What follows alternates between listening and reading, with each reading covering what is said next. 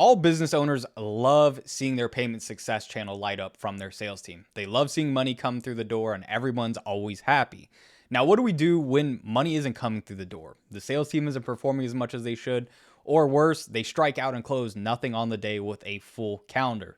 Today's video, I'm going to go over how we personally diagnose sales teams and what would I change in what order. For those of you that don't know me, I've been selling for the past 10 years in pretty much every single industry, B2B, B2C, enterprise, and I'm going to go down how to actually diagnose sales team bottlenecks. So diving on in, what are we going to look at first? Here's typically what happens when people are going to diagnose, why is my sales team not performing? There's going to be a revenue drop. That could be weekly, that could be bi-weekly, that could be monthly, or it could even be on the day. It depends on how much volume you're getting on the calendar. You might see a drop in close rate, right? Your sales team, they go from closing at 30, 40% down to 20%, and you start saying, hey, we just need to close more, we need to handle more objections. That leads you into doing sales team training to try and fix the problem.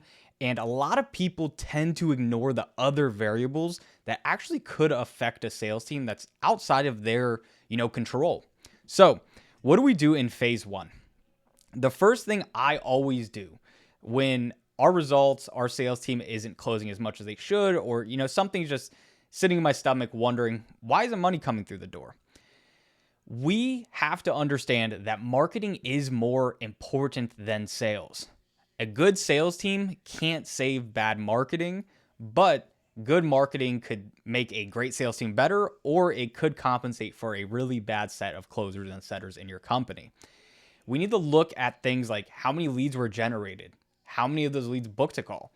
Did we just simply have less total calls on the calendar, or was it something like a holiday, New Year's, 4th of July, Christmas, where our show rate tanked and there's not really much you can do for that? What we do, going from the top of funnel to bottom of funnel, first is going to be messaging alignment. We had a client that came on board with us selling a biz op, and they were starting a software company. In their front end ad that was booking us a ton of calls, it was, hey, get this free thing, this free software build out, and this is so you could go and resell it to your clients in your business. Now, because we price anchored that free build out as $1,000, but we gave it away for free, a lot of people were booking because they're like, hey, I want free software stuff. I want to be an entrepreneur. And none of them had clients that they could actually resell this software to. Second thing we're going to go, once we look at marketing, make sure there's no alignment, pre-calls working, thank you page videos and VSLs are actually attracting the people we want to sell. We're going to look at the pre-call sequence. We want to make sure that the pre-call sequence is firing for one, and two, we want to make sure the pre-call sequence is nurturing prospects as much as possible leading up to the call.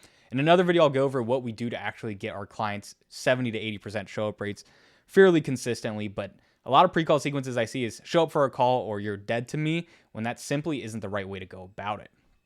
If our messaging right, our pre-call sequence is right, we've already clearly knocked out that it might not be a sales team issue. We're going to look at the ad targeting. Marketers' job is to test things, get more calls, get more leads. Now, that feedback loop from marketing into your sales team takes a long time. A change marketing does 2 weeks ago will just now really see the fruits of their labor from the sales team, depending on a variety of different factors.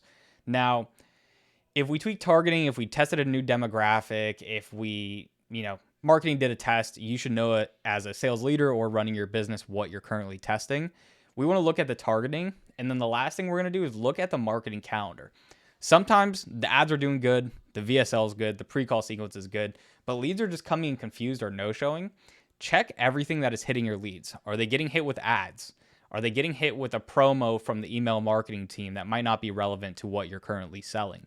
You need to make sure that the leads are not seeing anything else internal in your organization. You would be surprised the random sequences that trigger off for some reason that will cause people to not show. Once we dug through the marketing, we're going to go into step two. Step two is going to be your process. If you're watching this, you should be auditing your team sales calls daily. You need to cherry pick a few calls, skim through them, see why certain reps aren't closing. Another thing you're going to need to look at, is there any particular rep or reps that are underperforming that is causing your drop off? If your top closer is out on a Wednesday and your two lowest performing reps are the only reps on calendar for Wednesday, of course you're going to have a drop in revenue. Then from there, you want to look at the total cash collection and dollar per call that you're getting on the calls. There's been times where buy now, pay later platforms, change their targeting. They change the amount of people they approve. Sometimes reps just get a little bit lazy and are going for payment plans. Look at your average dollar per call, which is your total revenue and cash for the day, divided by the total number of calls on the calendar. If you see a big drop off in cash collection, almost always it's going to be an objection handling and sales process issue. Last thing you're going to look at is calendar segmentation. That could include availability. That could include who's actually on the calendar. There's been so many times with all the different calendar softwares out there where, we are going to go yell at marketing because the dollar per call scheduled spiked. So we're paying a lot of money for these calls. But then it comes to find out Calendly rolled out a new update and, it just messed up what we're doing. Now, what do I look for? I look for simple objection handling. What I mean by that is a lot of reps, when they go to objection handle on price, they glaze over the actual problem why somebody might not be paying. So you want to make sure that when somebody objection handles, it's not, oh, cool, that's awesome, man. And then they go to the next phase in their sales process. If somebody gives you an indicator that you need to go deep on, make sure your reps are going deep. Second thing is going to be price dropping. Sometimes your reps are price dropping out of the blue where it doesn't really make sense because they think they're doing some sales tactic, where halfway through it's like, yeah, no, that's exactly why you pay, you pay us $5,000 to fix this problem. And they haven't even got to the pitch. They haven't even fully built pain. Make sure they're not price dropping too early. Now, you need to look at if spikes in show rates were sustained. So with all of your reps, they should be confirming their calls morning of day of, texting them, calling them, making sure whoever's on their calendar shows up. And if you have a spike in no-shows, look at it on a weekly and a bi-weekly basis. Try not to look at it on a daily basis. There's very few things you could change within a day or 2 days to increase your show rate. But if you have reps that have a spike in their show rate dropping and that is sustained out of nowhere, 99% of the time, your sales reps are doing something different that is causing more no-shows. Finally, look at your call notes and EODs. You know it's a sales process issue and it's a team process issue if you look at your EODs and they give very high-level overviews of how the calls went. Cool guy, motivated, no money, follow up in 2 weeks. That is almost a telltale sign that your reps aren't going enough, and they need to have a clear outcome and a clear follow-up cadence to follow. With that being said, we're going to go into phase 3 of how do we actually implement changes once we've analyzed the bottleneck. Is it marketing? Is it sales team? Is it our process as a whole? Number one thing to note, you must change one variable at a time. I see too many people change their pre-call script and they change the sales script and then they have somebody go record a new thank you page video. You don't know what's actually causing the change, whether it's good or bad on the back end of that.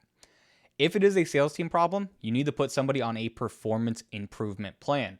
Ultimately, all that is typically a 30-day plan to get them back up to KPI if they're not hitting it. In another video, I'll go over how to actually put together a good PIP plan that works, not just the easy way to say, hey, you're going to be fired in 2 weeks. When you go to change your pre-call language and VSL, be very, very careful with this. As you go up towards marketing, up towards the top of your funnel, you will affect more things than you realize. You're going to affect your client success. You're going to, of course, affect the sales team, and then you're going to affect marketing. Checking pre-call language and changing the VSL are big changes, and you need to understand that. Don't go willy-nilly and constantly change those. Finally is if you have a rep that is underperforming or your sales team isn't performing as a whole, taper your calendar slots from your lowest reps. Just because they're a rep on your team does not mean they deserve a full calendar. If a rep is underperforming, lower the amount of calls that could be booked for a day. And if they still want to, be on the team, make calls, and ultimately hit their KPI on the PIP plan you put together, they could call the CRM, they could get their own leads, and they could be in control of their own fate. Because if you're a sales guy that can't book your own meetings, you are left in the past. Now, what exactly do I look for? I always want the biggest lift that has the lowest lever. I don't want to have somebody go record a new VSL. I don't want to have to go change pre-call. I don't want to have to blow up the whole sales script and build it together. Usually the things that give you the biggest lift happen to be the easiest things to change. Second thing I look for is what drives the most revenue now. I want to fix our revenue bleeding now. I don't want to have a solution where, we're going to launch a new offer, we're going to build it all out, we're going to go test it, and that takes months and months and months. I want to fix the revenue gap now because I want to get paid. I want commissions. Then if the market changes, you will know that with your sales team. And this isn't something where the market changes in a week. Unless you're in one of the industries that got really regulated and for some reason you can't sell, I always look at the consumer trust index, and I always look at inflation, credit scores, everything in between as the US and of course globally. Because if what we're experiencing right now, where a lot of people are using buy now, pay later solutions, but free cash is at a fairly low rate as, opposed to what we were historically here in the States, you need to make sure that the market didn't change on you. And if it did, you need to start adjusting for that. And then, of course, with all of the changes you make, you need to understand that there is a time to implement and you need to plan accordingly. The shorter, easiest thing to implement that'll increase the most revenue is typically the thing you want to go for. Now, I hope this video was useful when it comes to diagnosing constraints in your sales team. With that being said, what you need to do is, if there is a downturn, make sure you have time, make sure you have enough, data to actually see if it is a true sales team bottleneck or it's just a bad week. Number 2, pick one thing you're going to change and make sure that thing is the only thing that you change. Third and finally, if it is underperforming reps, put them on a PIP plan, build them back up, or cut them. Please do not hold on to underperforming sales reps because you're just losing more money than you think, and it is not the right thing to do. Hope you guys like this video, and I'll see you guys next time.